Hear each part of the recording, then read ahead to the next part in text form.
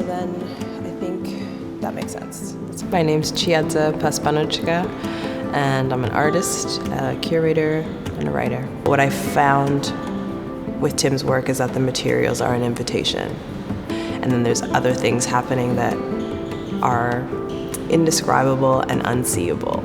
It's that thing that happens with connection. It's the unspoken words, it's intuition. It's these things that you don't know how you know them, but they're there. And Tim's work, I don't think is daunting. I think it's actually quite accessible in the sense that it's made of materials from this planet and considers those materials, which we are often also made up of. The work just requires a different way of interpreting it. Where I come from in Zimbabwe and in many other places on the continent, they talk about a person is only truly gone when they stop speaking their name. And I feel like with Tim, he lives so prolifically as well because people are always speaking about him and speaking about his work, and that exists through this oral tradition, right? And I think it's quite brilliant that a lot of the knowledge of his work exists through conversation and through dialogue, because those things will be passed on and carried on. I think there is something to be said about telling stories and passing them on, and having objects to reference them to.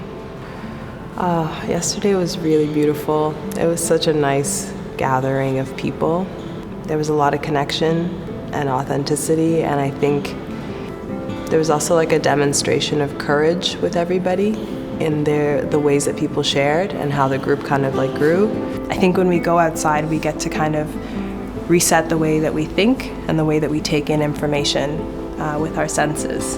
And then internally what's happening on the very small cellular elemental level. The knowledge that I have and that Liz has of Tim's work comes from mostly dialogue. For us today, dialogue is how we'll be sharing about the work, and so it won't be like an art history class. So I thought maybe it'd be nice if we could go around and folks can share maybe like what work they chose or what came up in their interactions. You don't have to share. It feels like time stopped. As soon as I sat down with that piece, I thought, this all seems like a pursuit of permanence. In fact, I was leaning up against the wall just like the broom as I was looking at it, feeling that rest of the broom after its labor.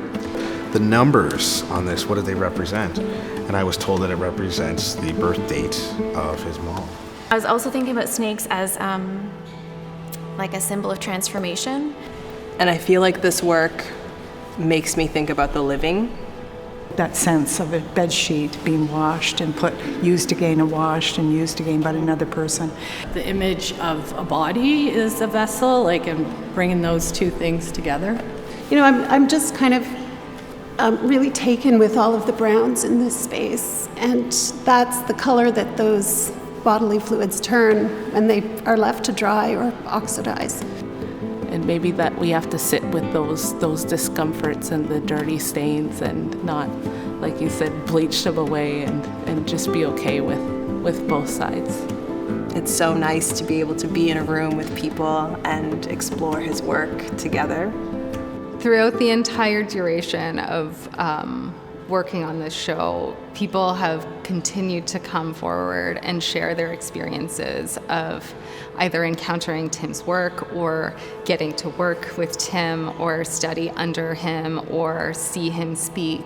We are seeing our audience come back again and again. We are seeing our audience come and sit on the ground and be with his work and then go home and think about it and come back a week later and do the same thing. The works were happy yesterday. People were spending so much time, so much careful time, so much thoughtful time. Their bodies were centered. They were thinking about this in this really beautiful way, and Chiadza and Liz did such a good job of foregrounding that.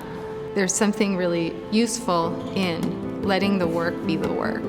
You don't get a prize for knowing the work. Like, the gift is in being able to experience it and ask your own questions. That's where the pleasure comes from. I think what his work is doing is teaching us how to look. The themes he's working with continue to be relevant throughout time. I think you and Tim have kind of created these really interesting stories together in this exhibition, using the Roman coins and the representation of snakes in terms of their forms as power. It was this thinking of Tim's objects as operating in like a deep time, that they are doing some of the very same work as this like Levantine vessel from 2,000 years ago.